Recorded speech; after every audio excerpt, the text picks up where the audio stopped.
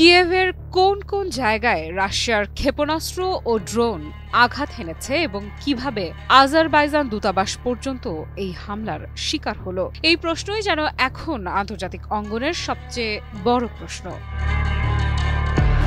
ভোরের দিকে হঠাৎ করে বিস্ফোরণের শব্দে কেঁপে ওঠে কিয়েভ। আকাশ জুড়ে ছড়িয়ে পড়ে ধোঁয়া, সাইরেন বেজে ওঠে শহরময়। রাশিয়া কয়েক ঘন্টার মধ্যে নিক্ষেপ করে শতাধিক ড্রোন এবং একাধিক ক্ষেপণাস্ত্র, যার লক্ষ্য ছিল শহরের গুরুত্বপূর্ণ স্থাপনা, আবাসিক এলাকা এবং কৌশলগত অঞ্চলগুলো। প্রথম আঘাত আসে কিয়েভের কয়েকটি আবাসিক ব্লকে। বিস্ফোরণে ভবনের দেয়াল ধসে পড়ে, আগুন ছড়িয়ে যায় এবং বহু পরিবার ঘরবাড়ি হারায়। জরুরি কর্মীরা দ্রুত পৌঁছে আগুন নিয়ন্ত্রণ ও আহতদের উদ্ধার করে। এরপর আঘাত হানে শহরের জরুরি অবকাঠামোগুলোতে। বিদ্যুৎ কেন্দ্র, যোগাযোগ নেটওয়ার্ক এবং শহরের আশেপাশের গুরুত্বপূর্ণ সরঞ্জামগুলো ক্ষতিগ্রস্ত হয়। কয়েকটি এলাকায় একাধিকবার বিদ্যুৎ বিভ্রাট দেখা দেয় আর মোবাইল সিগন্যাল বিচ্ছিন্ন হয়ে পড়ে কিছু সময়ের জন্য।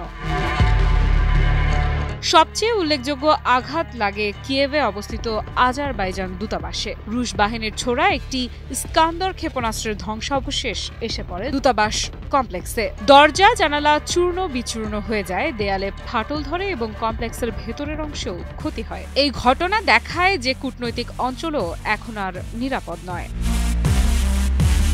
কিয়েভের নিরাপত্তা ও লজিস্টিক এলাকার দিকেও হামলা চালানো হয়। কিছু স্থানে সামরিক ও প্রশাসনিক দপ্তরের নিকটবর্তী জায়গাগুলোতেও বিস্ফোরণের অভিঘাত ছড়িয়ে পড়ে। যদিও সব ক্ষতির বিবরণ প্রকাশিত হয়নি, তবুও পরিষ্কার হয়ে যায় যে রাশিয়ার লক্ষ্যবস্তু ছিল বহুস্তরীয় এবং শহর জুড়ে বিস্তৃত।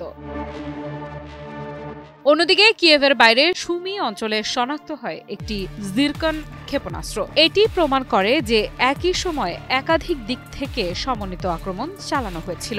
বিস্ফোরণের পরপরই উদ্ধারকর্মীরা ধ্বংসস্তূপ সরানো, অগ্নি নির্বাপন এবং আটকে পড়া মানুষকে উদ্ধার করার কাজে নামেন।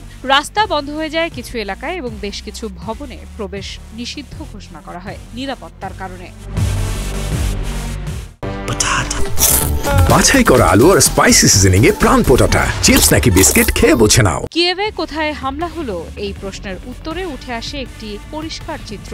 আবাসিক এলাকা, অবকাঠামো, কূটনৈতিক অঞ্চল এবং কৌশলগত স্থাপনা, অর্থাৎ শহরের বহু দিক থেকে একসঙ্গে ছিল রাশিয়ার লক্ষ্যবস্তু। এই হামলা কেবল শহরকে নয়, বরং সামগ্রিক নিরাপত্তা ব্যবস্থাকেও নতুনভাবে চ্যালেঞ্জের মুখে দাঁড় করিয়ে দিয়েছে। আফ্রিদা ইফরা, News 24।